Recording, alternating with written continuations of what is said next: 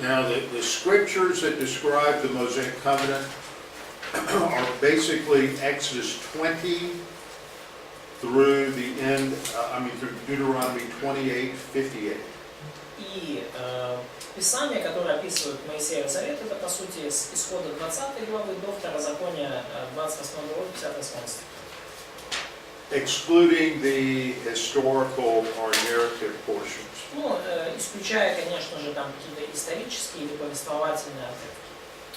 Okay, it is a covenant between God and Israel. Это завет между Богом и Израилем, Моисеев Завет. It is ratified through a sacrifice. Он подписан, запечатлен через жертвы. And the people agree to obey the Mosaic law. А также согласием людей повиноваться закону Моисея. Now, what are the basic provisions? Но каковы же базовые обеспечения и условия завета? The basic provisions are there are 613 specific commandments in the Mosaic law. Условия таковы: есть порядка 613 заповедей в законе Моисея. The 10 commandments sort of summarize the foundational principles.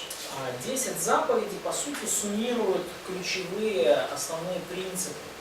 And then the other 603 gives specific applications of those 10 principles. А остальные 603 заповеди дают конкретное применение этих принципов.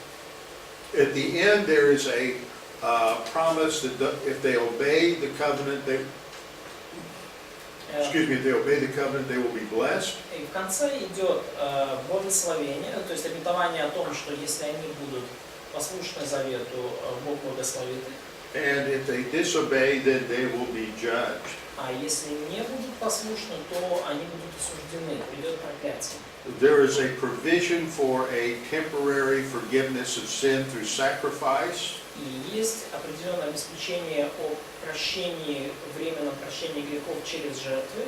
And for other sins, there's no sacrifice. За некоторые жертвы, за некоторые грехи жертвы не предусмотрено. But the point made in the New Testament is that animal sacrifice could not permanently pay the penalty for sin. Но то, о чем говорится в Новом Завете, это то, что жертвоприношения животных не могут на постоянной основе быть наказанием за грех. So that the whole of the covenant is viewed as a temporary covenant. То есть завет этот в целом рассматривается как временный. Now the sign of the Abrahamic covenant is the Sabbath. И знамением, знаком данного завета служила суббота. Now observance of the Sabbath does not begin until Moses. И соблюдение субботы начало действовать только со времен Моисея. And this was a sign between God and Israel as part of the Abrahamic covenant. И это было знамение между Богом и Израилем. Это было как часть Abrahamic Mosaic. As part of The Mosaic covenant. Это было знамение между Богом и Израилем как часть Моисеева завета. And it is never required of Gentiles. И никогда соблюдение субботы не требовалось от язычников. Okay, now under the next section, И вот в следующей секции, в следующем разделе, which is called purposes, который называется «Цели завета», there are three categories of purposes. есть три категории целей. Okay, the first is in relation to Israel. Первая категория целей – это в связи с Израилем. The second in relation to Gentiles. Второе – это в отношении язычников. And the third in relation to sin. И третье – это в отношении греха. So its purpose in relation to Israel was to keep Israel a distinct people. Целью по отношению к Израилю, во-первых, было сохранить Израиль как отдельную нацию. Now God tells Israel that, thank you very much, God tells Israel that they are supposed to be a holy nation. И Бог повелел Израилю, и Он ожидал от них, что они будут святым народом. The Hebrew word for holy is the word kadosh. И еврейское слово для святой — это вот слово «кадош». And kadosh has the basic meaning of being separated to the service of God. И основным значением слова «кадош» является быть отделенным для служения Богу. So Israel is supposed to be a nation separated to the service of God. И Израиль должен был быть народом, отделенным для служения Богу. So the purpose of the law is not to be saved, but in order to give them a distinctive lifestyle. И целью закона было не спасти их, а дать им такой образ жизни, который бы отличался заметно от других народов. As a redeemed nation, Israel was to exemplify a unique lifestyle. Будучи искупленным народом, Израиль должен был демонстрировать уникальный образ жизни. And so by following the law, they would have freedom, И благодаря исполнению закона у них была свобода определенная, as well as blessing from God. и точно так же, как у них было благословение от Бога. Second, in relation to Gentiles, Второе, в отношении язычников, based on Ephesians 2:11, основываясь на Ефесянам 2:11, the law would keep Gentiles away. Закон, он удерживал, да, он служил разделительной чертой, которая не допускала язычников. So this was also a way to keep Israel separate and distinct. И это также был один из способов сохранять Израиль как отделенную и отличающуюся нацию. But the point was that the Gentiles were not going to enjoy the privileges of the covenant. Но идея была в том, что язычники не могли наслаждаться привилегиями данного завета. The only way a Gentile could enter into these privileges was to take on the obligations of the law and become a Jewish proselyte. И единственный способ, каким язычник мог наслаждаться привилегиями данного завета, это принять Моисеев закон и стать, ну как, иудеем-прозелитом. Понятно, слово прозелит, да? Перейти к действию. А спасение, было ли путь спасения? То есть язычники могли спастись, не становясь иудеями, или нужно было стать иудеем? So in the relationship of salvation, could Gentiles be saved in that during that time in this covenant without joining the Israel nation? Right. They could. Yes. Да, Yes. могли. Yes. You have examples in the Old Testament of Gentiles who became, who were believers. Мы видим примеры в Ветхом Завете язычников, которые стали верующими, But did not become converts to Judaism, to Israel. но не обратились в иудаизм, то есть не стали израильтянами. Like Naaman the Syrian, Например, Нееман ассирянин, the Ninevites at the time of Jonah. ниневитяне во времена Иона. But then you had other Gentiles like Rahab and Ruth who became believers. Но также есть другие примеры, как, например, Раав или Руф, которые стали верующими, And then later decided to become proselytes to Israel. но позже также решили стать прозелитами в иудаизме. Ну, то есть прозелитами как частью израильского народа. А во что они тогда верили, как они верили, ну вот Нееман, за счет чего он спасался? So what they believed in, so Same thing, a promise that God would bring them salvation through the promised seed. то же самое, что в обетовании, что Бог даст им спасение через обещанное семя. То есть он должен был его ну, как бы узнать и понять, да? Ну, слышать его как бы. Обетование о семени. Yeah, just like every Gentile from Adam to Abraham. Как и всякий язычник от Адама до Авраама, да, спасались по вере в грядущего Мессию. So he should hear this promise about the seed to be Yes. saved. Да. Это было общеизвестно от Адама до Авраама. So that knowledge about the promised seed was a kind of common knowledge from Adam from Adam to Abraham and further. Как Well, I don't know if сегодня it was common knowledge, but there were certainly, remember Noah was a preacher of righteousness. Ну, я не знаю, насколько было общераспространенным это знание, но помните, что Ной был проповедником праведности. And so there were those at Enoch И Енох тоже also самое, before the flood, до потопа. so that there were the message was available. То есть, тем или иным образом послание было доступно ищущим душ. It wasn't hidden. Оно не было спрятано. So obviously we're not told a lot about evangelism among the non-Jews, Очевидно, нам не сказано слишком много о евангелизме среди неевреев, but the few examples that we have tell us that there must have been much more going on. но несколько примеров, которые у нас есть, показывают, что происходило намного больше, чем у нас написано. All right, now the third area is in the area of sin. И третья цель, точнее группа целей этого завета, это в отношении греха.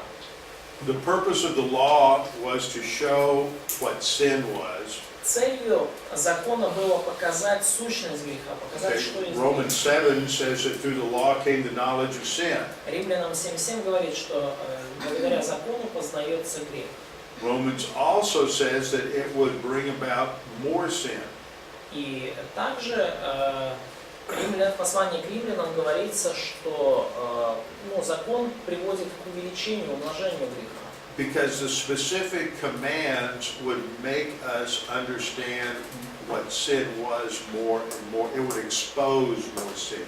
То есть, потому что конкретная заповедь дает нам все больше и больше понимания того, что такое грех. То есть она нас она приумножает в этом смысле грех. То есть мы узнаем о грехе больше.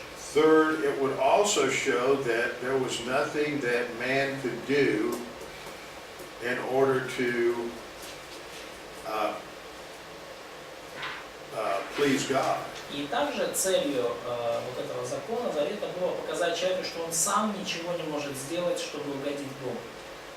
Okay, so by simply giving these commands, it would expose our inability to please God. То есть само по себе то, что нам даны эти заповеди, это уже нам показывает неспособность нашу угодить Богу.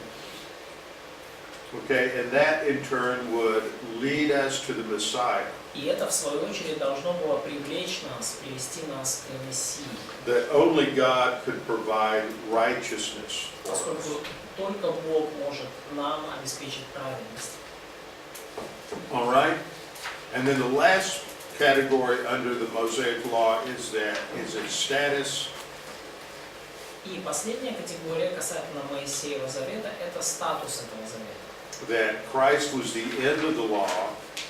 И сказано, что Христос – это конец закона. That the law is no longer in effect for the Christian. И этот закон больше не действует в отношении христиан. Remember, the law was never an obligation for even Gentile believers in the Old Testament. И помните, что закон не был даже никогда обязательством для верующего язычника в Ветхом Завете. It was only an obligation for Jews because they lived in a distinct nation.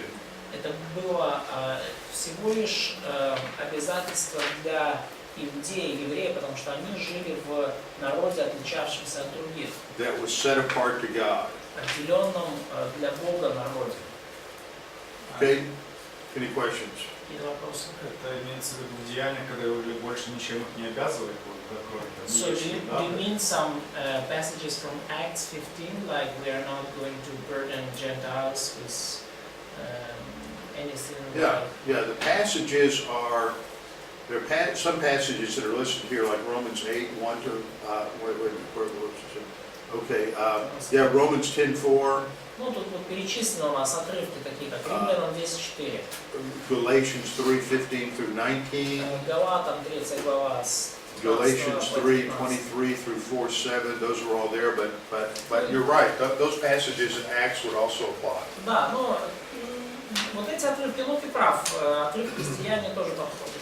You know, in Acts chapter 10, God declares to Peter that the dietary laws are no longer in effect. В Деяниях 10 главе Бог объявляет Петру, что законы о пище, они больше не действуют.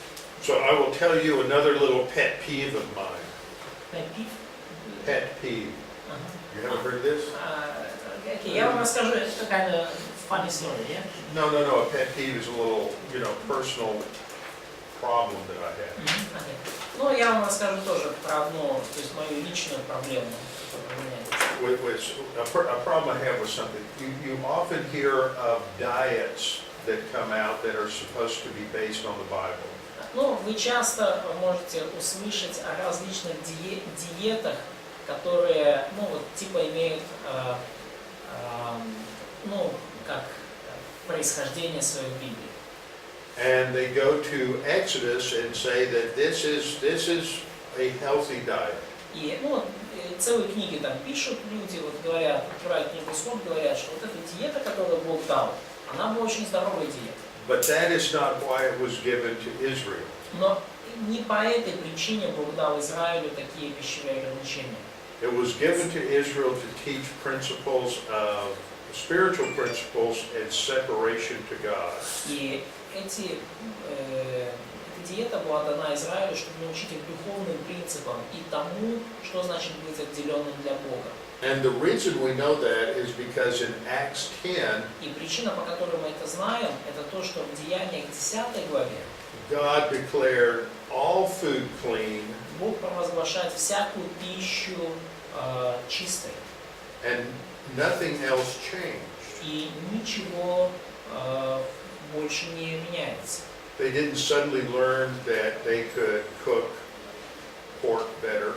То есть они не узнали потом неожиданно, что, оказывается, свинину можно как-то получше приготовить.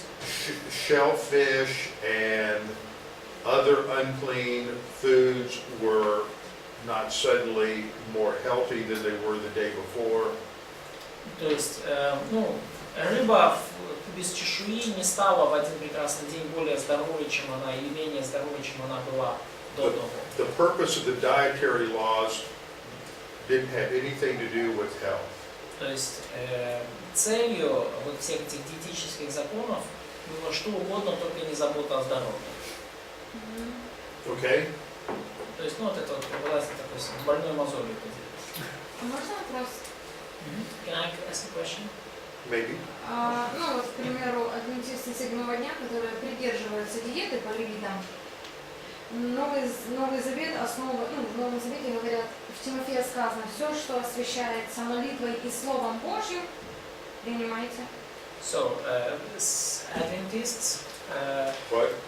there is a group of Christians, Adventists. Yes. Yeah, they have these dietary limitations. Right. They base them on Leviticus, and they say that in Timothy it's written that eat anything which is sanctified by the prayer and the word of God.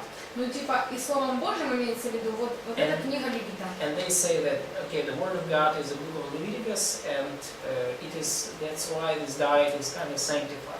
И освящается, имеется в виду, отделяется, вот как раз по And Левитам. sanctified means separated, etc., etc. So Yeah. Well, then they must have taken a razor blade out and cut out Acts 10 and 11. ну, тогда нужно брать просто бритву и 10 и 11 главу Деяний вырезать из Библии. Because they're saying that Acts 10, God says, "What I have declared clean, let no one declare unclean." Потому что в 10 главе Деяний Бог четко сказал, то, что я сделал, то, что Бог очистил, то не называй нечистым. And see, that's an example of someone who doesn't understand that Christ is the end of the law. И это вот проблема, да, это проблема человека, который не понимает, что Христос есть конец закона. You know, these are the kind of people who would say that who would say that what made murder a crime was the Ten Commandments. И ну, вот это вот люди такого рода, которые говорят, что убийство становится преступлением из-за 10 заповедей. But murder is a crime from Genesis 4. Но извините, убийство, преступление уже с Бытия 4 главы. You know, and the Mosaic Law was never given or expected to be obeyed by any believer, any Gentile believer in the Old Testament. И Моисеев закон не ожидалось, что его будет соблюдать какой бы то ни было верующий язычник даже во времена Ветхого Завета. So this is what happens when people do not understand what it means to who is Scripture written to. И вот такие проблемы возникают, когда люди перестают понимать, кому же было написано Писание, ну или те или иные отрывки. The law was given to Israel, Закон был дан Израилю. not because all Jews were not even because all Jews were saved, because they weren't, И даже не потому, что все евреи были спасены, потому что они не были. but because as a nation they were to live distinctively before God. Потому что как нация они должны были жить отличным способом от других. Они должны были жить для Бога. So it is based on a complete misunderstanding of the nature of covenants. То есть такого рода заявления, они основаны на полном непонимании природы заветов. And what the Bible says about the nature of the Mosaic Law. И того, что Библия говорит о природе закона Моисея. Let's go on to the next dispensation. This is the И давайте перейдем к следующей диспенсации. right. This is the dispensation of the law. Это диспенсация закона. Okay, and this covers the whole period from Exodus 19:1, when the law is given, И эта диспенсация покрывает весь период от исхода 19 главы. actually I would make this Exodus 20, verse 1. Ну, точнее, от исхода 20 главы, поправьте себе, когда был дан закон, значит, период от исхода 20 главы, когда был дан Exodus закон. 21 to Acts 1, what? 26 notes. 1:26. Да. Okay. И до Деяний 1 глава, 26 стих. Now, the central person in the Mosaic Law is going to be Moses. И центральным персонажем в законе Моисеевом будет Моисей. I would say Moses/Israel. Ну, я бы сказал the Моисей nation. и черточка или слэш и Израиль тоже.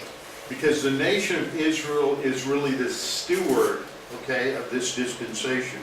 Поскольку именно нация Израиль является распорядителем, управителем в этой Okay. So диспенсации. Israel is the steward that is responsible for fulfilling God's commands. То есть именно Израиль это тот распорядитель, тот правитель, который ответственен за исполнение Божьих заветов. Now, the name of this dispensation comes from the central role of the Mosaic Law.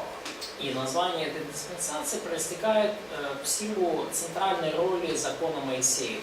So the law, that's where the name comes from, the Mosaic Law. И вот именно поэтому и название этой диспенсации называют это закон, да, из-за закона Моисеева. The responsibility is for Israel to obey the Mosaic Law. И ответственность для Израиля здесь это слушаться закона Моисеева. So the test is to obey the law И испытание в этом же, да, исполнить весь закон. and to accept Messiah as the prophet. И также принять Мессию как пророка. As Moses announces in Deuteronomy 18, a prophet like me. И как сказал Моисей в Второзаконии 18 главе, что Бог пошлет вам пророка, подобного мне. So you remember the Gospels, it says that people saw Jesus and said, could this be the prophet? И вы помните в Евангелиях эпизоды, когда люди видят Иисуса и задаются вопросом, да, не может ли этот быть вот пророком? So they understood that this was a reference to a unique prophet like Moses, and there had been none like that before. То есть они понимают, что здесь отсылка именно к какому-то конкретному уникальному пророку, подобного которому никогда не было. Okay, now their failure was that they failed to keep the law. Но и несостоятельность или провал заключался в том, что они не соблюли закон, They became idolatrous. они стали идолопоклонниками, They disobeyed the prophets. они не слушали пророков, And then they failed to accept Jesus as the Messiah when he came. и они, когда Иисус пришел как Мессия, они его не приняли. And then the result is, under the next category, the judgments. И результат, это уже следующая категория, это суды.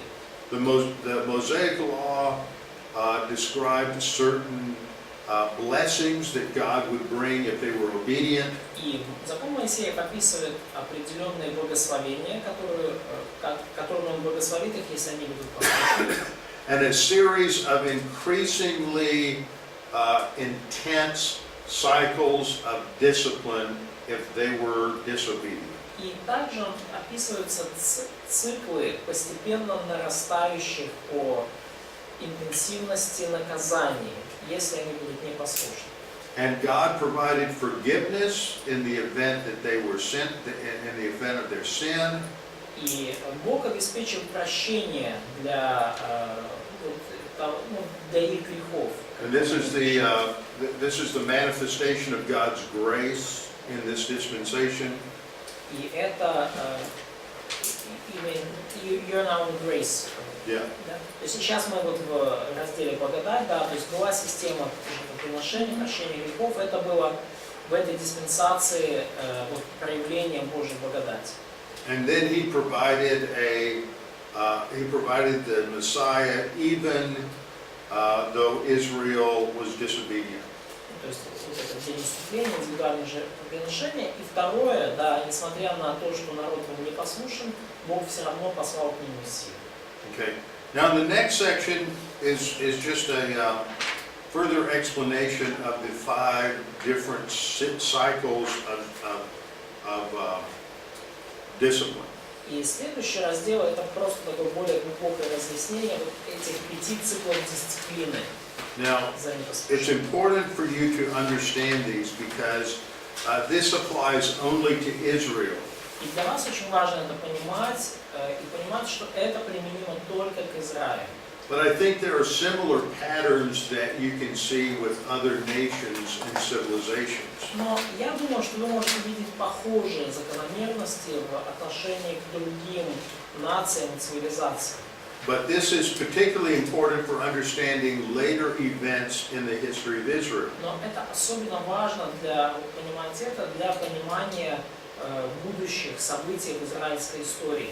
For example, there is the warning that if they are disobedient in the second stage of discipline, God will withhold the rain and there will be a drought. Например, есть вот во втором цикле дисциплины упоминание о том, что если они продолжат быть непослушными, Бог задержит дождь и будет засуха. So remember at the time of Elijah announces that there's going to be a drought in Israel until they turn back to God. Помните вот времена Илии, когда Илия провозгласил Израилю, что будет засуха до тех пор, пока они не обратятся к Богу. That drought must be understood in light of the second cycle of discipline. И эта засуха должна была пониматься именно в свете вот этого второго цикла дисциплины. And then the 5th cycle of discipline promises that God will take them out of the land if they continue in their disobedience. Fifth, yes? Да, и 5-й цикл дисциплины подразумевал, что если они продолжат непослушание свое, то Бог изгонит их из земли. But it also promises an eventual restoration to the land when they turn back to God. Но также там было обещано возвращение их в землю, если они снова обратятся к Богу. And these promises form the basis for Solomon's prayer when he dedicates the temple. И этот процесс, он еще мы увидим вот в молитве Соломона, когда он посвящает Богу храм. You know, this is fulfilled when Nebuchadnezzar destroys, when the Assyrians destroy the northern kingdom of Israel. И вот это исполнилось все, когда ассирийцы уничтожили Северное царство. And later when Nebuchadnezzar destroys the southern kingdom of Judah, И позже, когда Навуходоносор уничтожил Южное царство, Иуду, the Israelites are taken to other nations and scattered throughout the world. израильтяне оказались взятыми в другие народы и рассеянными по миру. There is a partial restoration to the land after the Babylonian captivity. И случилось все же частичное восстановление в земле после Вавилонского плена. And then when Israel is removed from the land, when Israel rejects Messiah, then they are taken out into discipline again. И когда потом снова, не снова, когда позже Израиль отверг Мессию, они снова изгнаны из земли и подвергнуты наказанию. I want to cover the next part. We've got about maybe, 20 minutes? Следующий раздел я хочу, чтобы мы закрыли за минут за 20. We have two more covenants that are mentioned. Есть еще два завета упомянуты. The land covenant and the Davidic covenant. Завет о земле и Давидов завет. Fill this in for me. You have the Abrahamic covenant. Вы помните, да, у вас был уже Авраамов завет, The Abrahamic covenant had three parts. и в нем было три части. Okay, land, seed, and blessing. Земля, семя и благословение. Okay, you have the land covenant, И у нас есть завет о земле, and that is in Deuteronomy 29. и он во Второзаконии 29 главе. Davidic covenant, И далее мы видим завет с Давидом. which is in 2 Samuel 7. Это в первом царстве 7. Простите, во втором царстве 7. Царство 7. Давида. And then we'll talk about the new covenant next week. И о Новом Завете мы поговорим на следующей неделе. Now the land covenant focuses on promising Israel that eventually they will permanently live in the land. И Завет о земле, он основан на том, что Бог пообещал Израилю, что в конце концов они будут постоянно, вечно жить на вот этой обещанной земле. And the seed promise focuses on the fact that God promises David that the seed will come through his line, the messianic seed will come through his line. И завет о семени, он подразумевает, что через потомство Давида придет, то есть вот этот Мессия, да, то есть что через его потомство придет обещанное семя Мессии. Okay, so let's look a minute at Deuteronomy 29. Ну, давайте посмотрим немножко на вот завет во Второзаконии 29. Okay, Deuteronomy 29, Второзаконие 29, because there is some debate over this, поскольку ведутся какие-то там иногда дебаты в этот текст. okay, Deuteronomy 29 reads, "These are the words of the covenant which the Lord commanded Moses to make with the children of Israel, besides the covenant which he made with them in Horeb." То есть в Второзаконии 29, в первом уже стихе говорится, что вот это слова завета, которые Господь повелел Моисею поставить с сынами Израилевыми, кроме завета, который Господь поставил с ними на Хариве. The covenant which he made in Horeb would be the Mosaic covenant. Завет, который Бог поставил с ними на Хариве, это Моисеев завет. Horeb was another name for Mount Sinai. Харив было вторым именем для горы Синай. So there's two covenants И есть два завета, specified here. которые здесь конкретно обозначены. And this helps us to understand that there was an additional covenant made with beside the one. Да, и это помогает нам понять, что это отдельный дополнительный завет, помимо завета при Хариве или Моисеева завета. And here in Deuteronomy 29, И здесь, во Второзаконии 29, there is the additional promise that God will restore them to the land. содержится дополнительное обещание о том, что Бог восстановит народ в земле. And this is seen in Deuteronomy chapter 30, verses 1 through 3. И это мы видим во Второзаконии 30 главе с 1 по 3 стих. That God promises that after the blessing and curse have come upon them, Мы видим, что Бог обещает, что после того, как на них снизойдут все благословения и проклятия, after they're scattered among all the nations, после того, как они будут рассеяны среди всех других народов, that when they return to the Lord and obey His voice, когда они обратятся к Богу и будут повиноваться Его голосу, then the Lord your God will bring you back from captivity and have compassion on you. то вот тогда Господь Бог твой возвратит пленных твоих и умилосердится над тобой. And gather you from all the nations where the Lord your God is scattered. И опять соберет тебя от всех народов, между которыми рассеет тебя Господь Бог твой.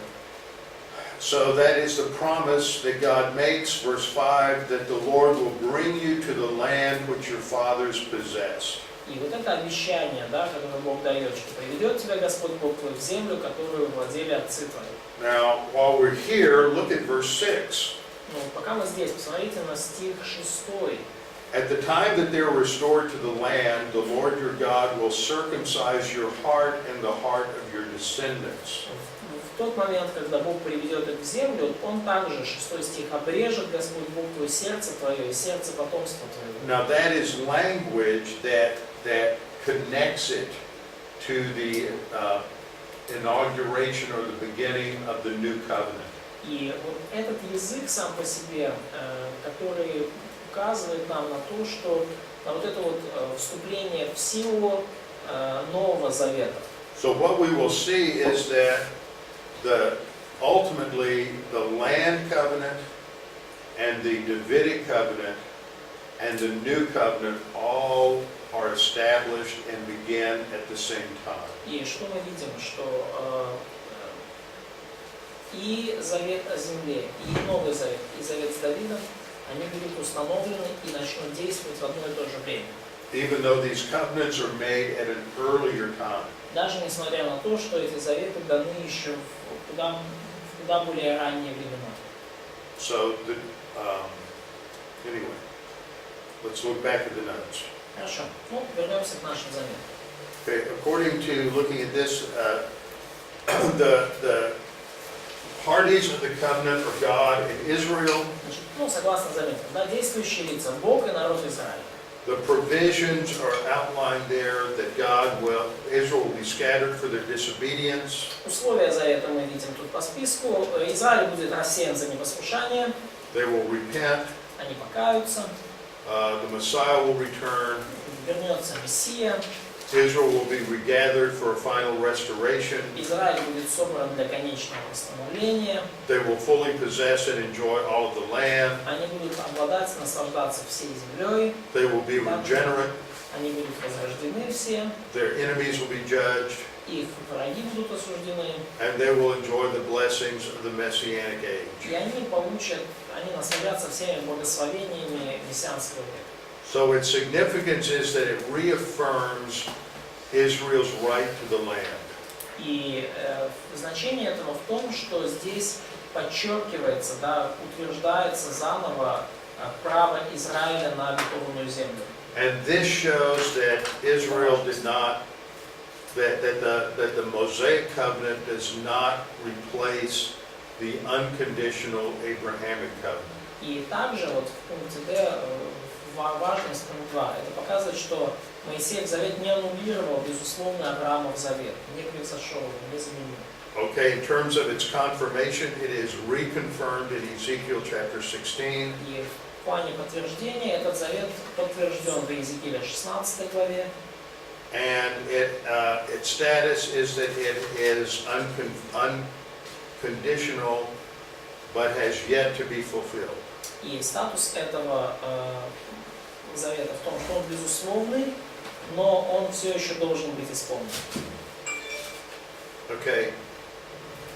Okay, the Davidic covenant is given in 2 Samuel 7:11 through 14. И завет с Давидом, мы читаем о нем во 2 Царств, 7 глава, с 11 по 14 стих. And the parallel passage in 1 Chronicles 17:10 through 14. И параллельный отрывок, это 1 Паралипоменон, 17 глава, с 10 по 14 стих. The Samuel passage emphasizes the immediate descendant, which is Solomon. Отрывок во 2 Царств акцентируется на непосредственном семени Давида, на Соломоне, на его ближайшем сыне. The Chronicles passage emphasizes its ultimate fulfillment in the Messiah. Отрывок в 1 Паралипоменон подчеркивает его полное исполнение этого завета, которое случится, когда будет Мессия. Okay, it is basically the importance of it. I mean, it's between God and David. И действующие лица завета — это Бог и Давид.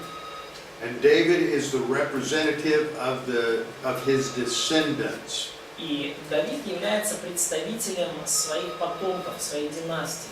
The Davidic dynasty. Да, династии Давида. And then the next point is that the importance of the covenant is that it expands or elaborates on the second aspect of the Abrahamic covenant, the seed. И важность этого завета в том, что он расширяет концепцию семени Авраамова, что это уже, да. Now, under the next point, there are 6 basic provisions. И то есть это уже мессианское семя, не просто народ. Следующий пункт — это обеспечение и условия завета. The first is that David is promised an eternal house. Первое — это то, что Давиду обещан вечный дом. That means an eternal dynasty. Ну, или вечная династия. Second, he is promised that Solomon will be his immediate heir. Второе, обещано, что Соломон будет следующим наследником Давида. Он насядет на престоле. Third, he is promised that Solomon will build a temple. Обещано также, что именно Соломон построит храм.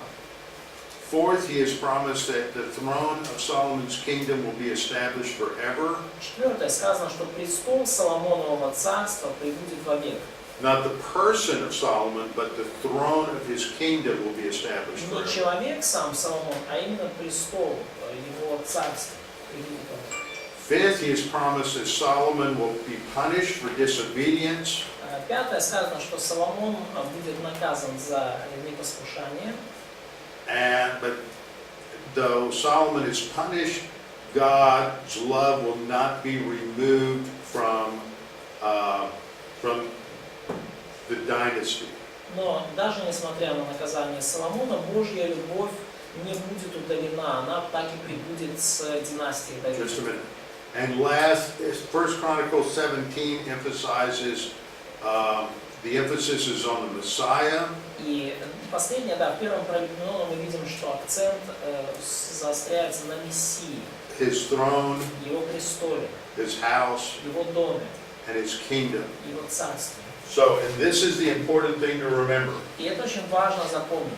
There are 4 things that are promised. Есть 4 вещи, которые обещаны в этом завете. An eternal house or Вечный dynasty, дом или династия, an eternal kingdom, вечное царство, an eternal throne, вечный престол and an eternal descendant. и вечный потомок.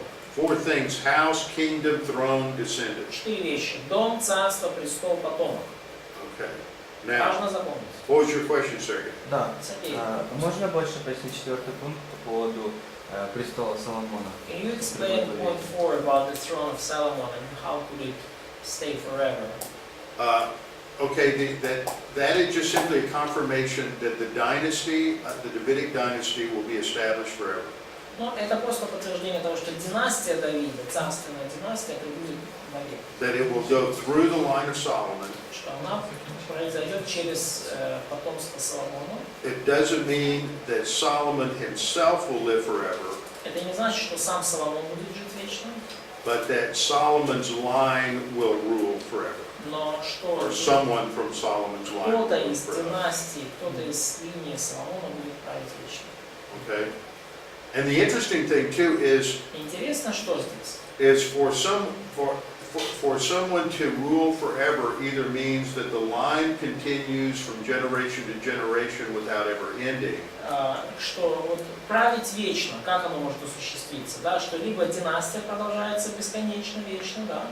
or the line will end in someone who is eternal. Либо что династия завершится на ком-то, кто по природе своей вечный. So it is a hint that the descendant of Solomon will be eternal like God. То есть есть определенно здесь уже намек, что кто-то из потомков Соломона будет вечным, как Бог. Okay, how is this covenant confirmed? Ну и как же это подтвердилось? Two passages, Два отрывка. 2 Samuel 23 Второе Царств 23 and Psalm 89. и Псалом 88. The 89th Psalm is an important psalm to always remember as the confirmation of the Davidic kingdom, the Davidic covenant. Псалом 88 всегда очень важно помнить. Это подтверждение завета с Давидом. Recently I taught at my church Mary's Psalm of Praise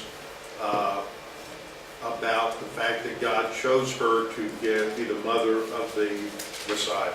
Ну, я недавно проповедовал в своей церкви по вот этому магнификату, да, то есть псалму, который Мария выдала, когда узнала о том, что она вот зачнет Мессию. Okay, I think Jim taught this not long ago at church. Я думаю, что не так давно и Джим Майкс об этом говорил в церкви. Это Okay. Дэм Афрон.